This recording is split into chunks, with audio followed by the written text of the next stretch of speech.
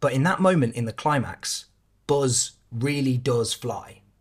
Today, I want to talk to you about magic in stories. So, there's a phrase called Deus Ex Machina. It means God from the machine. What does that mean? Good question. So, it comes from ancient Greek theatre. Apparently, Aeschylus or Euripides came up with this as a device, which was a god basically being sort of lifted into the drama by a crane or some other kind of rudimentary machine, and they would come in and solve any of the dramatic problems. So they would come in and make sure that confusions were sorted out, or that any wrongs had been righted, justice was done, all of that sort of stuff. Now, Deus Ex Machina these days is mostly known as a bad thing.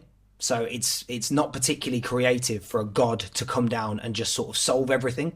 You set up all of these problems as a dramatist, and then the problems are all solved by some supernatural being coming down and resolving everything. That's not very good. It's not very creative. It's often quite unsatisfying. It's the equivalent of saying, and then I woke up and it was all a dream. It's like, it's not a very good way to sort of tie all the loose ends. Now, the way that Deus Ex Machina is used is not just talking about supernatural beings these days. It's talked about also as it being solved with something that just sort of comes from nowhere. Part of the reason that this mostly feels unsatisfying is that the resolution doesn't come from the drama itself. So usually in drama, you've got the protagonist or protagonists and the forces of antagonism that are against what the protagonist wants. So the protagonist tries one thing to solve whatever problem it is they have, and the forces of antagonism work against the protagonist in order to create drama.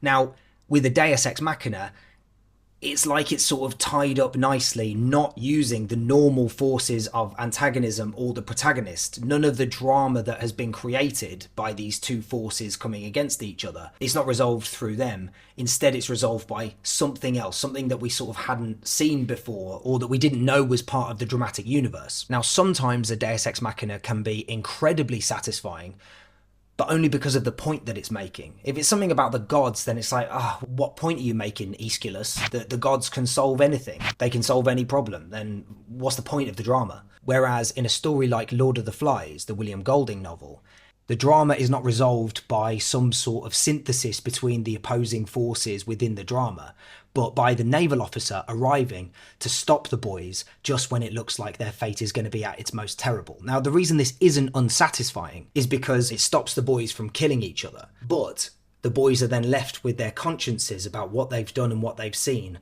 for the rest of their lives. Now, this is a good resolution to the drama as opposed to a kind of lazy, unsatisfying one. The naval officer comes in and sees the state of humanity when left without civilization, which is kind of the overall point that William Golding is making. Whether you agree with that or not is not really the point of this, but it is a satisfying ending to that story. Another example of this, I think the best example of all, is in Pixar's Toy Story.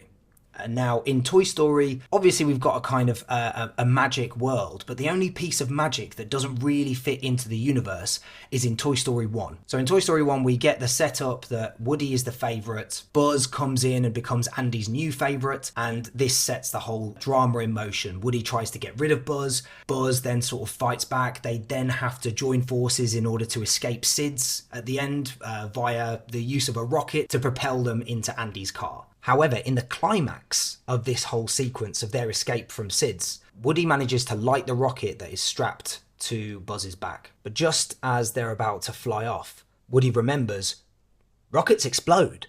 And so they zoom off with RC, the little toy car. They drop RC off into the lorry and they shoot up into the air. Woody then thinks that they're going to die. Buzz says, not today, and then releases the rocket by propelling his wings out so that he can then fly. He then does fly.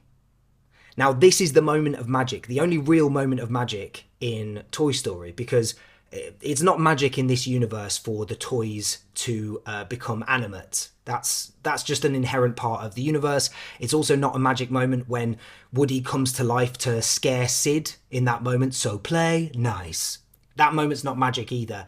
This is just the toys breaking the rules of their own society, but it doesn't break the rules of the universe. They can always do that. That's why they have to then play dead or play inanimate whenever some humans are close by. But in that moment in the climax, Buzz really does fly.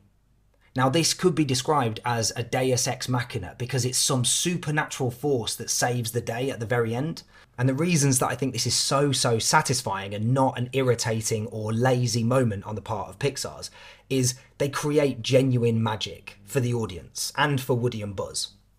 Buzz is a toy. He's told by Woody again and again, "You are a toy." Buzz is also told that he cannot fly. Woody says, "That's not flying, that's falling with style." A line that then Buzz repeats when he is flying. "This isn't flying, this is falling with style." In this one euphoric moment, he transcends his plastic body and he really does fly. But this is one isolated magic moment. It's not then like Buzz can fly. Buzz doesn't fly in Toy Story 2, 3 or 4. This isn't a power that he really has. It is a moment of magic, unexplained, and not really referenced to again. We also compare this with the moment when Buzz realises that he is a toy. When he sees the TV screen at Sid's house, he then tries to fly off the banister of the stairs at Sid's house with the song "I Will Go Sailing No More." And he falls, he plummets. For a second it looks like he might be able to fly, but then he plummets. He then, his arm is dislocated from his body and he goes a little bit mad. This is so wonderful because we know for a fact that Buzz is a toy and he cannot fly. And then he has this magic moment to resolve the plot and to get himself and Woody safe in Andy's mum's car.